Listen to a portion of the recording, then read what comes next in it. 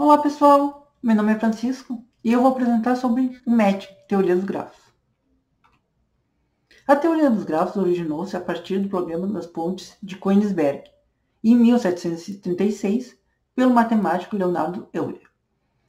Se tinha 7 pontes, e os moradores queriam saber se era possível atravessar cada uma delas uma vez cada.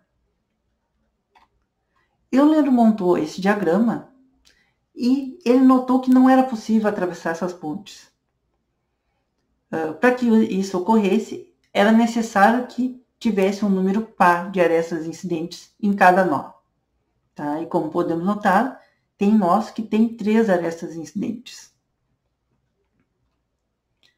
Dado um grafo não orientado, o MET é um subgrafo de G, tá? Que possui arestas não adjacentes par a par. Ou seja, em um MET, 2 arestas não compartilham o mesmo nó.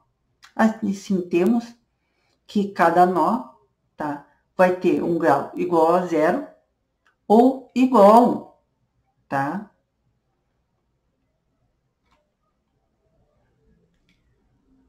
Um nó é dito acoplado ou saturado se for incidente a uma aresta no médio. Caso contrário, o nó é classificado como não acoplado. Tá? Em grafos, o nó é dito como incidente caso ele compartilhe um mesmo nó entre 2 arestas. Já no matching, tá? Ele será considerado como incidente se estiver presente no matching. Matching maximal, tá? O matching é classificado como maximal se e somente se, ao adicionarmos uma aresta que pertence a G e não está presente ao matching, fará que o matching não seja mais caracterizado como matching, porque ele vai compartilhar um nó com outra aresta.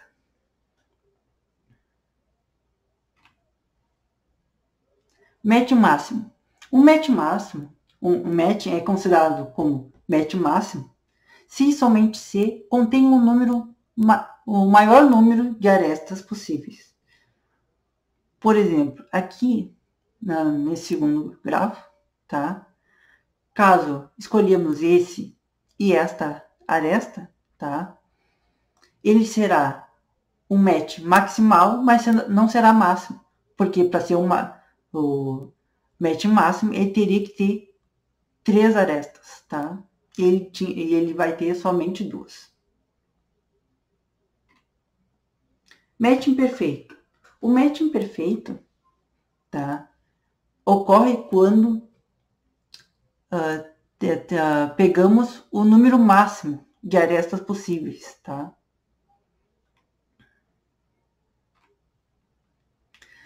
Note que todo match imperfeito é também classificado como um match máximo e, consequentemente, como um match maximal. No entanto, nem todo match máximo é um match imperfeito. Tá? Como todo nó tem que ser incluído em um match perfeito, temos que o número de arestas, tá, é igual ao número de nós divididos por 2. Tá? Portanto, o match perfeito só ocorre em grafos que contêm um número par de nós. Tá? Em literaturas é também possível encontrar o matching completo para se referir como um matching perfeito. O matching perfeito também é considerado uma cobertura de arestas de tamanho mínimo, porque ele pega o número máximo de nós, tá? Com um menor número de arestas. Matching quase perfeito, tá? O matching é classificado como quase perfeito se somente se G contém um número ímpar de nós e o matching for máximo e deixar apenas um nó de fora, tá? Como podemos ver, cada um dos grafos fica somente um nó de fora, tá? Tipos de caminho. Temos 2 caminhos aqui, tá? Para se referir a um match. O caminho alternado, tá? Ou alternativo, é uma sequência de arestas que pertence alternativamente, tá? Ao matching e fora do matching, tá? Agora um caminho de aumento, tá? Ele também é um caminho alternado, mas ele começa com nós que não fazem parte do matching, tá? Depois ele pega o nó do matching e depois nós que não fazem matching. Agora temos resultados importantes, tá? Lema 1.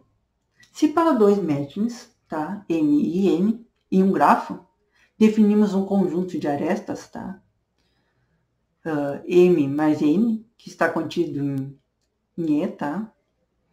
Em que cada componente conectado do subgrafo, tá? Vamos pegar um vértice e uma aresta, tá? É um único vértice, tá?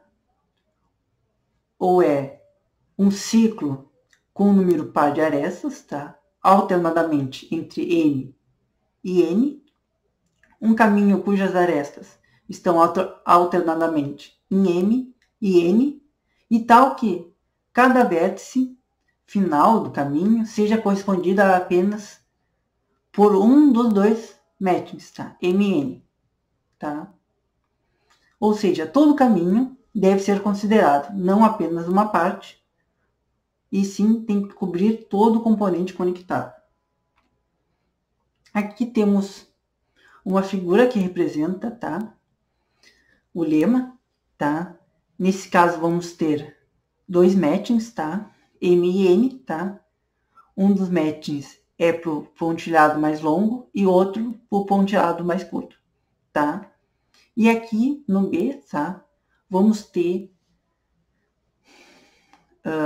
a soma, tá? Ou exclusivo no caso, tá? Que quando não temos nenhum matching, tá? Ou quando ocorre os dois, tá? Ele fica em aberto. Lema 2. Se M é um match e P é um caminho de aumento para M, então a soma exclusiva, tá? Ou exclusivo no caso, é um matching de cardinalidade M mais 1. Tá? Nesse caso aqui, tá? Vamos ter um caminho de aumento P, tá? E o matching é esse pontilhado, tá? Quando ocorre de ter o caminho de aumento com o matching, tá? Ele vai excluir essa parte e deixar somente as outras partes. Teorema, tá? Teorema de Berg de 1957. O matching de um grafo G é máximo se não houver caminho de aumento, conectando dois vértices não emparelhados em G.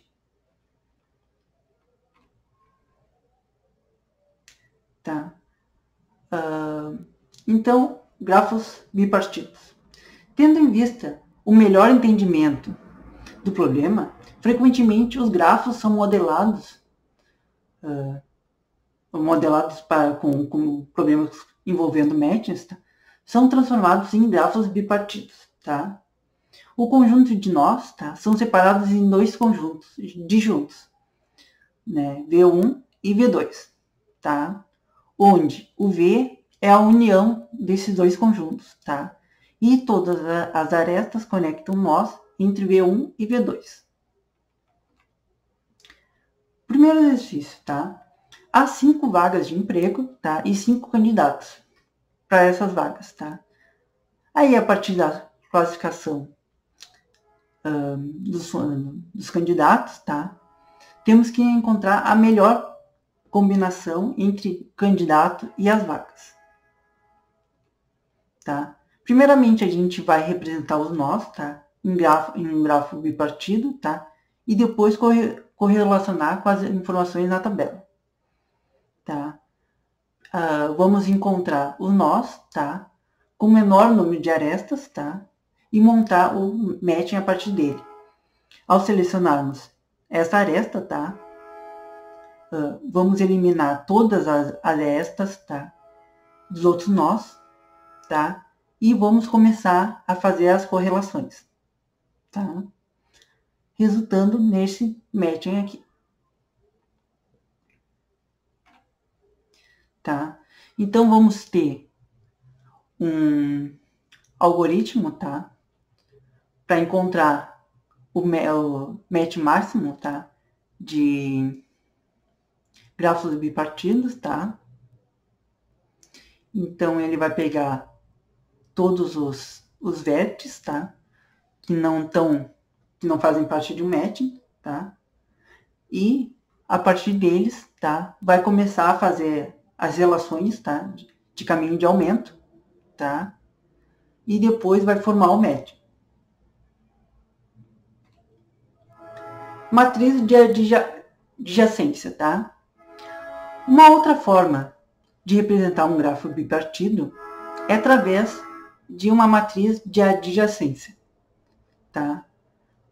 Nesse caso, os pesos das arestas, tá? São transformados na entrada da matriz. Problemas de atribuição, tá? Problemas de atribuição, tá?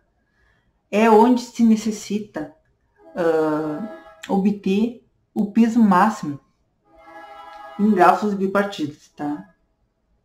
Um algoritmo muito utilizado para a resolução desses problemas, tá? É o matching húngaro, algoritmo de matching húngaro, tá? A resolução de problemas de atribuição com o algoritmo de matching húngaro, a partir de uma matriz de adjacência, é mais fácil, tá? Em uma matriz de custo, o algoritmo opera da seguinte maneira. Se um número é adicionado ou subtraído, tá? De qualquer entrada, tá? Ou da linha ou da coluna, tá? Então, uma atribuição ótima para a matriz de custo resultante também é uma atribuição ótima para a matriz de custo original. Então, temos um exercício, tá? Um empresário dará uma festa, tá? E precisará de um músico, de um chefe e de uma faxineira, tá? Existem 3 empresas que fornecem esse serviço, mas não é possível contratar mais de um funcionário da mesma empresa, tá? Então, temos essa relação, tá? De custo de cada uma das companhias e de cada uma dos serviços, tá? Então, vamos resolver através do método húngaro, tá? A primeira coisa que a gente tem que fazer, tá? A primeira etapa é formar uma matriz de adjacência, tá? Vamos subtrair o menor valor de cada uma das linhas, tá? Dos outros valores da linha, tá? Isso fará com que o menor valor de entrada da linha seja 0, tá? Então, nesse caso aqui, ó, o menor valor é o 108, tá? Então, vamos diminuir 108 de cada linha. No próximo, o menor valor é 135, tá? Então, vamos diminuir 135 de cada linha. E aqui seria o 122, tá? Como podemos notar, apareceram os zeros, tá? O próximo passo, tá? É diminuir da coluna que não tem o zero, tá? O menor valor da coluna, para que apareça o zero nessa coluna também, tá? Agora vamos desenhar linhas, tá? Através da coluna, tá? E das linhas que tem o maior número de zeros, tá?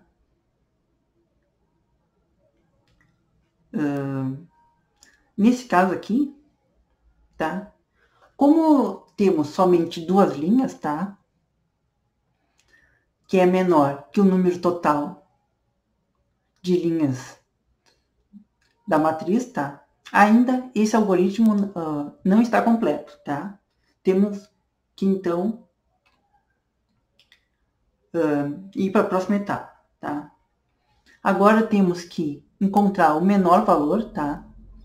Da coluna da linha que não está coberta, tá? E diminuir da coluna das linhas que não estão descobertas, tá? Depois vamos pegar esse valor, tá? E adicionar as colunas cobertas, tá? Que seriam essa daqui. Vamos refazer a etapa 4, tá? E desenhar as linhas, tá? Cobrindo o maior número de zeros, tá? Como encontramos 3 linhas, tá? Então, chegamos ao número ideal de linhas, tá?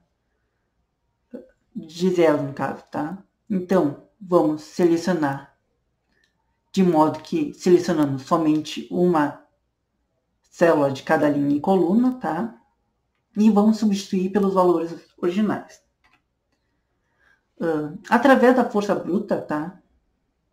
Podemos notar que o menor valor, tá? É o mesmo valor que a gente encontrou usando o algoritmo, tá? Que seria o músico da empresa C, o chefe da empresa B e a faxineira da empresa A, tá? Então, a gente pode agora utilizar também o algoritmo Ungar e um grafo, tá? A partir dos problemas envolvendo matching, tá? Realistas são muito complexos porque os grafos recebem uma rotulagem, tá? A rotulagem ocorre quando as arestas são rotuladas com atributos quantitativos, tá? Como pesos, custos, tá? O algoritmo de matching-Ungar também pode ser executado manipulando os pesos de um grafo bipartido, tá? Encontrando assim uma correspondência estável, máxima ou mínima, tá? Isso pode ser feito encontrando uma rotulagem viável de um grafo que seja um matching perfeito. Então, temos esse exercício, tá? Um técnico de um time de futebol, tá? Quantificou o nível de habilidade de 3 jogadores, tá? Então, nós temos que encontrar a melhor relação de forma a maximizar a força do time, tá? A primeira etapa é rotular todos os nós de um lado do grafo com um peso máximo, tá? A segunda etapa é fazer um matching, tá? Com nós, tá? Que só tem uma aresta de peso máximo, tá? Que nesse caso seria o 4, tá? Se o matching for perfeito, então o algoritmo está finalizado, pois se tem um matching perfeito dos pesos máximos. Caso contrário, haverá alguns nós que não estão conectados, tá? E aí vão precisar continuar as iterações, tá? Etapa 3. Como existe um nó conflitante, tá? Temos que existe uma árvore alternada que deve ser reconfigurada, tá? Para encontrarmos um nó apropriado, devemos encontrar um valor mínimo definido por LU, LV e a aresta, tá? Envolvendo os vértices, tá? Nesse caso, tá? Pegamos uma das arestas, tá? Que seria o 8. Pegamos uma das arestas, tá? Diminuindo pela outra, tá?